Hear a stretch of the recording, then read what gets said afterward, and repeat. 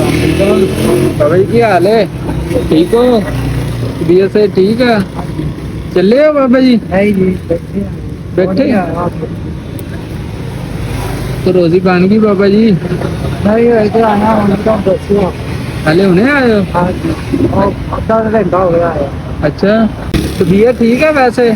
मैं बुखा गया 3 महीने में उतरिया हॉस्पिटल और मेरे ना पिछली दादी पत्थर सीगा काला पीला ये बात सीगा अच्छा अच्छा कमान वाला कोई नहीं है मेरा पास 2 बच्चे हैं छोटे छोटे अच्छा एक 4 साल का 6 साल का अच्छा अच्छा ते वो बस यार तकरीबन 15 दिन हो गए मैं आया अस्पताल अच्छा।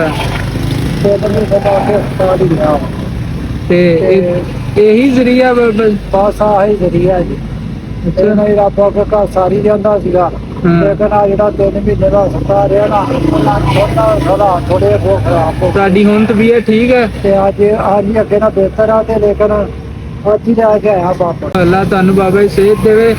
ਤੇ ਰੋਜ਼ੇ ਰੂਜ਼ੇ ਰੱਖ ਰਹੇ ਹੋ? ਹਾਂਜੀ ਘਰ ਦੇ ਵੀ ਰੱਖ ਰਹੇ ਨੇ? ਜੀ ਘਰ ਦੇ ਵੀ ਰੱਖ- ਮਾਸ਼ਾਅੱਲਾ। ਕੀ ਦੱਸ ਰਹੇ ਹੋਰ ਕਮਾਉਣ ਵਾਲਾ ਕੋਈ ਨਹੀਂ?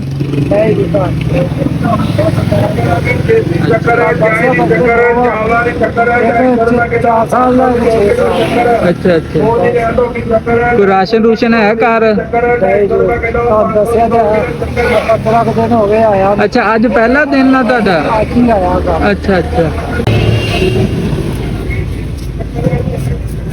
ਆ ਲੈ ਲਓ ਬਾਬਾ ਜੀ, ਇਹਦੇ ਪੈਸੇ ਵਾ ਹੈ, ਕੋਈ ਰਾਸ਼ਨ ਰੂਸ਼ਨ ਲੈ ਲਿਆ ਜੇ। ਮੇਰੇ ਪਾਸੇ ਬਾਬਾ ਨੇ ਬੋਲਿਆ ਹਾਂ ਬਸ ਖੁਸ਼ ਹੋ ਕੇ ਦਿਖਾ ਦਿਓ ਇੱਕ ਵਾਰੀ। ਹੈ ਠੀਕ ਠੀਕ ਆ ਬਾਬਾ ਜੀ। ਹੈ ਬੜੀ ਮਿਹਰਬਾਨੀ।